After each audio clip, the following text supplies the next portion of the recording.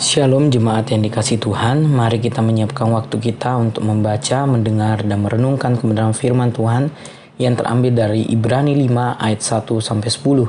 Saya akan membacakan di dalam Ibrani 5 ayat yang kelima.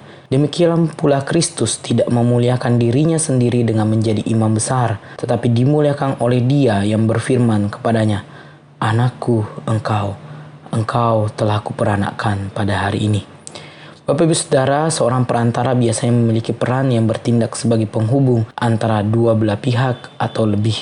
Nah, imam merupakan perantara antara Allah dan manusia. Nah, dalam pasal ini, kitab Ibrani melanjutkan pembicaranya mengenai Yesus Kristus sebagai imam besar. Namun sebelum itu kita perlu memahami sifat jabatan iman secara umum, bahwa manusia telah berdosa. Oleh karena manusia telah berdosa, maka Allah tidak mengizinkan manusia yang berdosa untuk langsung menghadap kepadanya tanpa seorang imam besar yang harus dipilih dari antara manusia. Bahwa Allah berkenan memilih salah satu dari antara manusia yang melaluinya manusia dapat mendekat kepada Allah dengan penuh harapan dan Dia dapat menerima mereka dengan penuh kehormatan. Dan setiap orang kini diterima oleh Allah jika datang kepadanya melalui imamnya ini.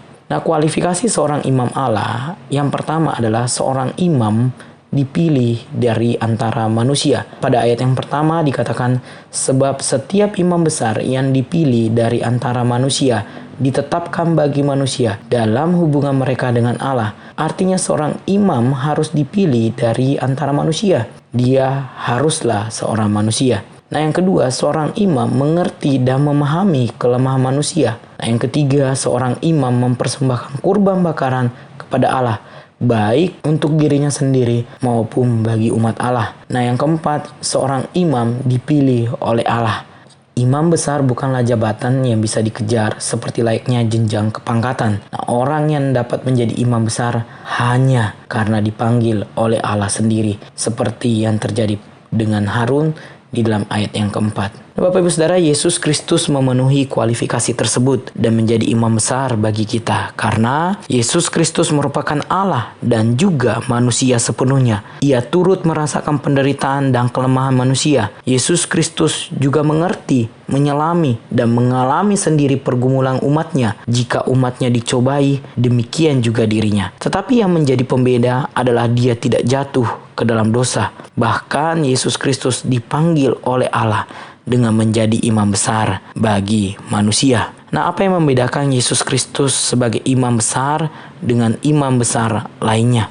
Nah, seorang imam dapat jatuh dan dapat berbuat dosa. Karena itu ia harus mempersembahkan korban bakaran untuk penebus dosa. Berbeda dengan Yesus Kristus yang tidak berbuat dosa kepada Bapaknya, melainkan ia taat sampai mati di kayu salib. Nah, yang kedua, seorang imam harus mempersembahkan korban untuk penghapus dosa, baik bagi dirinya sendiri dan orang lain. Berbeda dengan Yesus Kristus yang mempersembahkan dirinya sendiri sebagai korban bakaran yang sempurna, bukan untuk menebus dosanya, karena Yesus tidak berbuat dosa, melainkan untuk menebus manusia yang berdosa. Christopher Wright, seorang teolog Kristen, dalam bukunya The Mission of God's People berkata, Yesus adalah imam besar yang sempurna, yang mengorbankan dirinya sendiri sebagai korban untuk menghapus dosa kita.